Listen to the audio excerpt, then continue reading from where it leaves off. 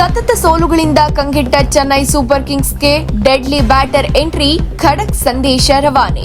5 ಬಾರಿಯ IPL champion Chennai Super Kings ತಂಡ 18ನೇ ಆವೃತ್ತಿಯ ಇಂಡಿಯನ್ ಪ್ರೀಮಿಯರ್ ಲೀಗ್ ಟೂರ್ನಿಯಲ್ಲಿ ನೀರಸ ಪ್ರದರ್ಶನ ತೋರುತ್ತಿದೆ. ಇದರ ಬೆನ್ನಲ್ಲೇ ದಕ್ಷಿಣ ಆಫ್ರಿಕಾ ಮೂಲದ ಸ್ಫೋಟಕ ಬ್ಯಾಟರ್ ಇದೀಗ ಧೋನಿ ಪಡೆ ಕೂಡಿಕೊಂಡಿದ್ದಾರೆ. ಇದರ ಬೆನ್ನಲ್ಲೇ ಖಡಕ್ ಸಂದೇಶ ಕೊಟ್ಟಿದ್ದಾರೆ.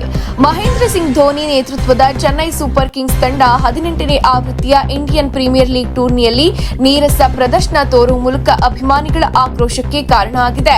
ಆರಂಭದಲ್ಲಿ ಸಿಎಸ್ಕೆ ತಂಡವನ್ನ ಋತುರಾಜ್ ಗಾಯಕ್ವಾಡ್ ಮುನ್ನಡೆಸಿದ್ರು.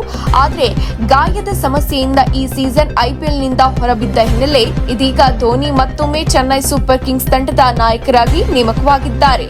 ಹೇಗಿದ್ರೂ ಚೆನ್ನೈ ಅದೃಷ್ಟ ಬದಲಾದಂತಿಲ್ಲ.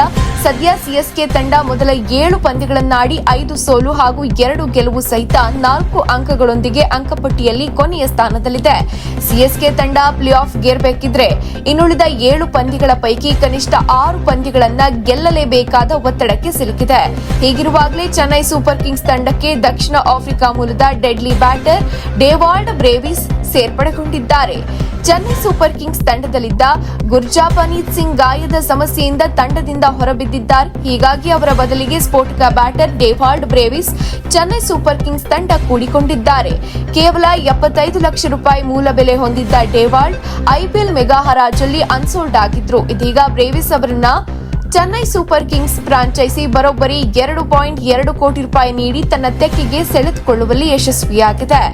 ಪ್ರತಿಭಾನ್ವಿತ ಯುವ ಬ್ಯಾಟರ್ ಆಗಿರುವ ಡೇವಾಲ್ಡ್ ಅವರನ್ನ ಈಗಾಗಲೇ ಕ್ರಿಕೆಟ್ ಜಗತ್ತು ಜೂನಿಯರ್ ಎಬಿ ಡೆವಲರ್ಸ್ ಒಂದೇ ಅಂತ ಗುರುತಿಸಲಾಗುತ್ತಿದೆ. ಎಬಿಡಿಯಂತೆ 360 ಡಿಗ್ರಿಯಲ್ಲಿ ಬ್ಯಾಟ್ ಬೀಸೋ ಕ್ಷಮತೆ ಬ್ರೇವಿಸ್ ಅವರಿಗಿದೆ. ಕೇವಲ 21 ವರ್ಷದ ಡೇವಾಲ್ಡ್ ಈಗಾಗಲೇ 81 ಟಿ20 ಪಂದ್ಯಗಳನ್ನಾಡಿದ್ದು 145ರ ಸ್ಟ್ರೈಕ್ ರೇಟ್ನಲ್ಲಿ ಬ್ಯಾಟ್ ಬೀಸಿದ್ದಾರೆ. ಇತ್ತೀಚೆಗಷ್ಟೇ ನಡೆದ SA20 ಲೀಗ್ ಟೂರ್ನಿಯಲ್ಲಿ ಬ್ರೇವಿಸ್ ಸ್ಫೋಟಕ ಬ್ಯಾಟಿಂಗ್ ಮೂಲಕ ಮಿಂಚಿದ್ರು. ಇನ್ನು ಚೆನ್ನೈ ಸೂಪರ್ ಕಿಂಗ್ಸ್ ತಂಡ ಕೂಡಿಕೊಳ್ತಿದ್ದಂತೆ ಬ್ರೇವಿಸ್ ಯೆಲ್ಲೋ ಬಣ್ಣದ ಪೋಸ್ಟರ್ ಶೇರ್ ಮಾಡೋ ಮೂಲಕ ತಾವು ಐಪಿಎಲ್ನಲ್ಲಿ ಅಬ್ಬರಿಸೋಕೆ ರೆಡಿಯಾಗಿದ್ದೀನಿ ಅಂತ ಖಡಕ್ ಸಂದೇಶ ಕೊಟ್ಟಿದ್ದಾರೆ. ಮತ್ತಷ್ಟು ಸುದ್ದಿಗಳಿಗಾಗಿ ನೋಡ್ತಾ ಇರಿ ಪಬ್ಲಿಕ್ ನ್ಯೂಸ್ 24x7. ಇದು ಸತ್ಯದ ಧ್ವನಿ.